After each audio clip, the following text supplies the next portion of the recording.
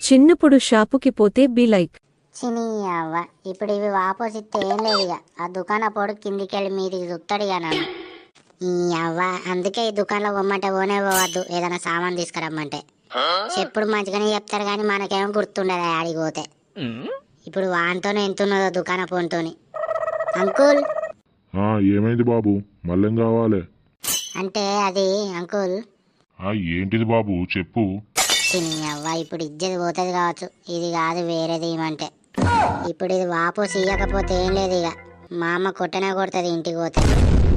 ఏమైంది బాబు ఏం కావాలంటే సప్పుడు ఎత్తలేవు?